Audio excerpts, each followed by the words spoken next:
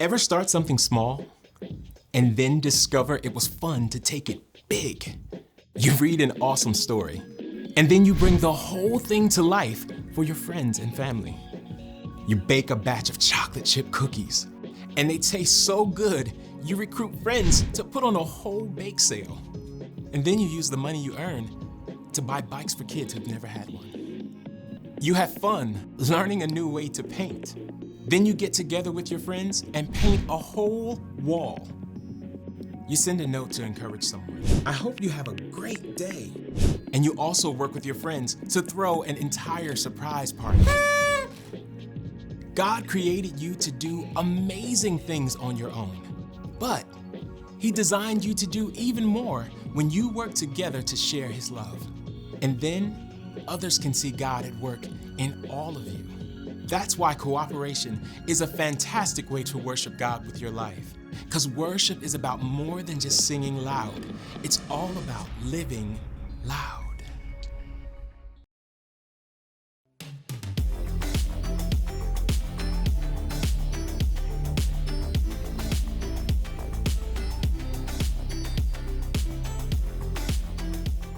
Hey everybody, my name is Haley, and as you can see, I love music. And I mean all kinds of music. Rock music. Country music. Hip hop. I love it all. but my favorite kind of music is the kind that involves cooperation.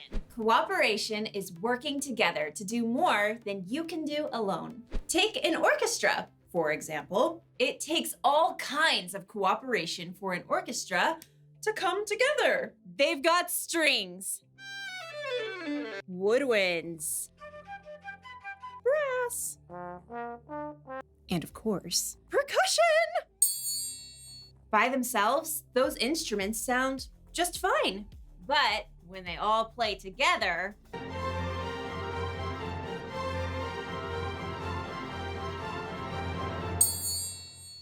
they really make some noise. And music isn't the only place where cooperation makes a difference. Cooperation shows up in sports, at school, at home, and, as we'll see in today's story, in tent building. Really, really, really big tent building. You'll see what I mean. See you soon. The Bible. It's 66 books of history, stories, letters, and poetry that fit together to form God's one big story. The epic adventure of how He created us and loves us so much that He made a way to rescue us. As we travel through the Bible, from Genesis to Revelation, we discover people who met God and found their lives changed forever.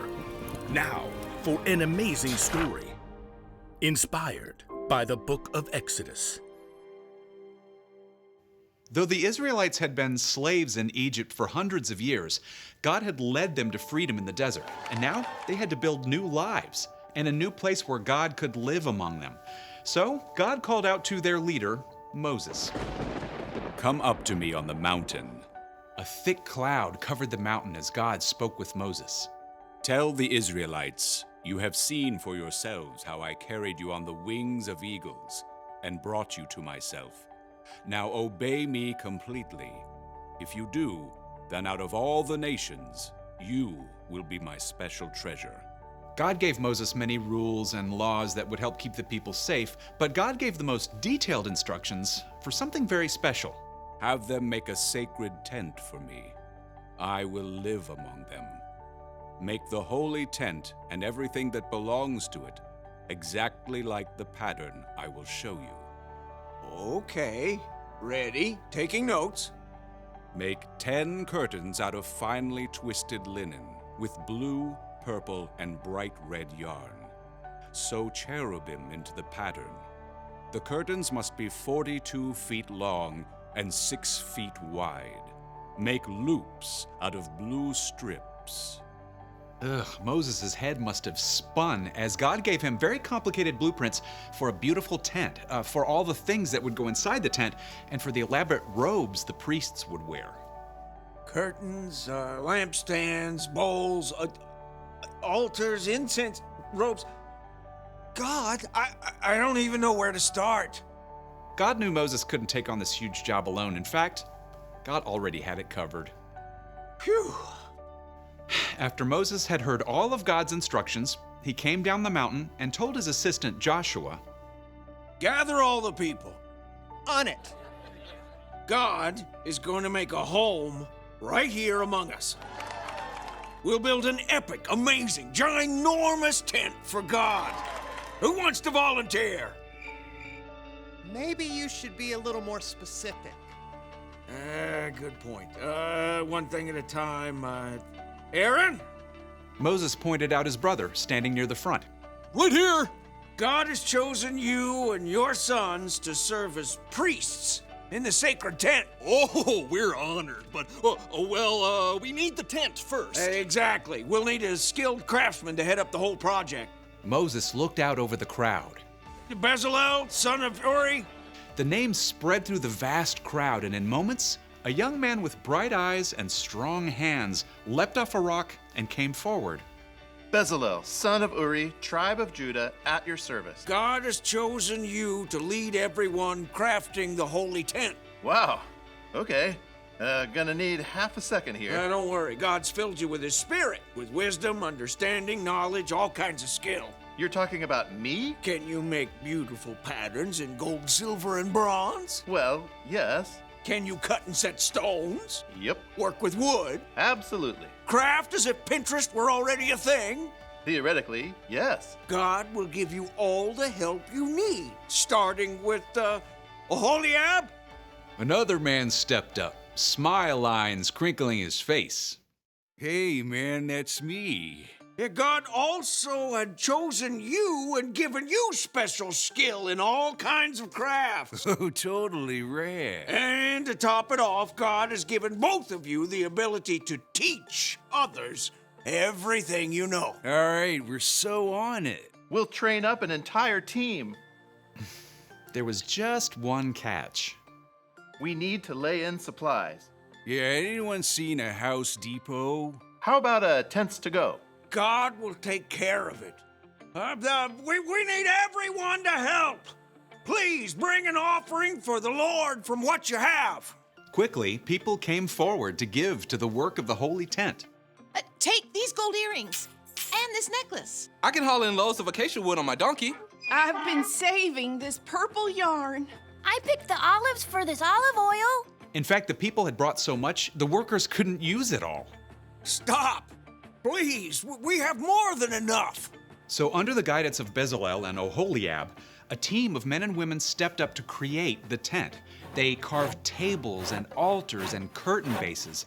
They crafted golden lampstands and bronze bowls. They spun and wove yards and yards of bright-colored linen curtains.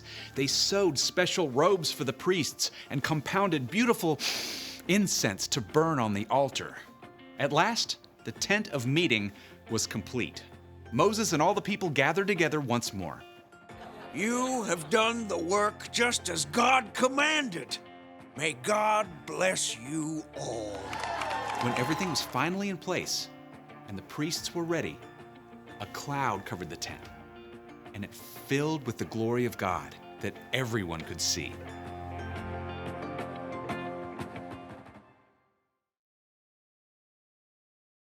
When the Israelites were wandering in the desert, God asked them to build a big tent. A tent we now call the tabernacle, where people could worship God and where God could live. Oops. You heard that right. God wanted to live with the Israelites in the desert inside of a big traveling tent. And God wanted the people to work together to make it. So they needed people with all kinds of different gifts. Designers, people who could sew, people who could work with stone and fine metals. Plus, they needed teachers who could train people how to do all of those things. God knew that if they all worked together, they could make something incredible. God has always been big on cooperation. Think of Jesus. He could do so much on his own. He could work miracles, and yet he chose to work together with a unique group of 12 disciples as he traveled and he taught. God wanted them to work together. And guess what? God wants us to work together too. You see, we are all unique. We all have things we're good at. We could be good at sports, or good at math, or good at coming up with stories. We could be hard workers, or good at solving problems. And by ourselves, we could do just fine. But when we work together, when we use our gifts with the gifts of other people, then we can really make some noise.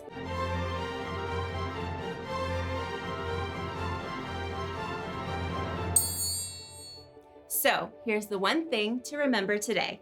God wants us to work together. Working together helps us get things done faster. It helps us get things done better. Plus, it helps us to grow the relationships with the people all around us. And that is a good thing. Thought we could use a pig finish. I'll see you next time!